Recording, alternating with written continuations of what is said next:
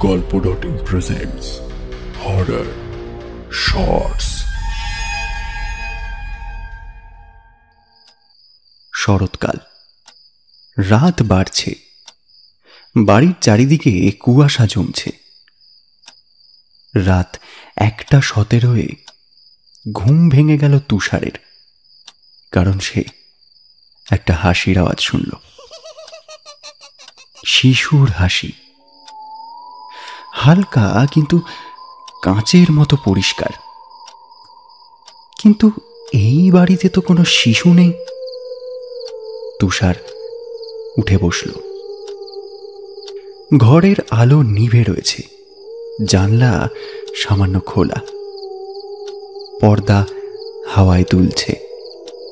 হাসিটা আসছে যেন বারান্দার দিক থেকে।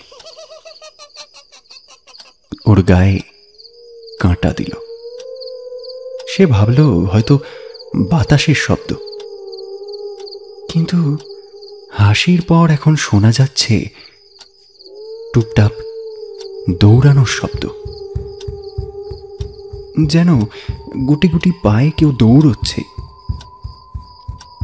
তুষার ধীরে ধীরে উঠে দাঁড়ালো, মোবাইলের টর্চটা অন করলো।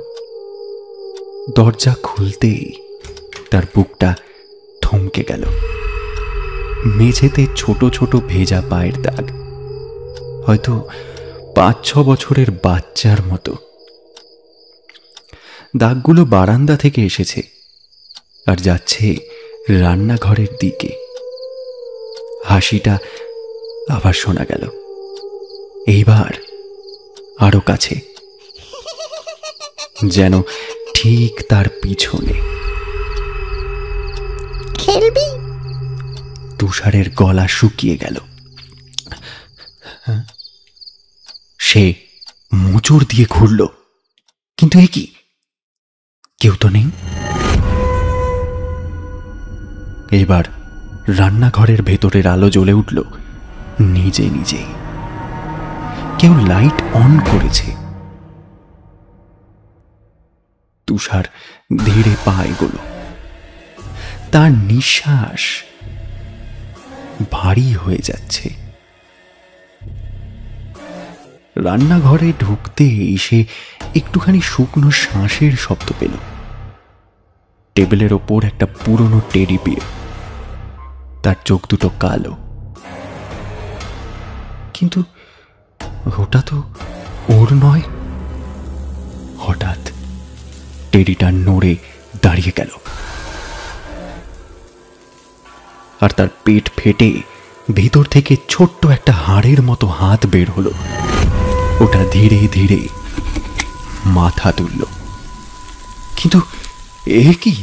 সেটা তো আর টেডি নয়, ওটা একটা বাচ্চা। মুখ নেই, শুধু ছিদ্র, আর তার ভেতর থেকে অন্ধকার কুয়াশা বের হচ্ছে। আর সেই বিকৃত কণ্ঠে সে বলল, তুই তো আমার ঘরেই থাকিস, আমার সাথে কেউ খেলতে আসে না।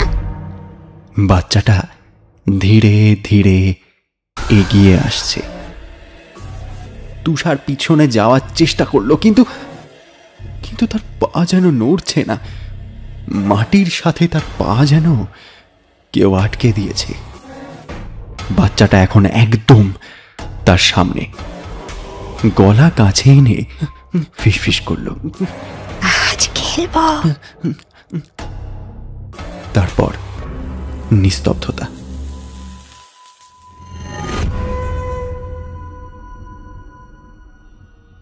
পরদিন সকাল, তুষারের দরজা খোলা, বাড়ি খালি, কিন্তু ফ্লোরে ছোট ভেজা পায়ের দাগ এখনো শুকোয়নি। আর রান্নাঘরের টেবিলের ওপর একটা নড়ে ওঠা টেডি বিয়ার বসে আছে।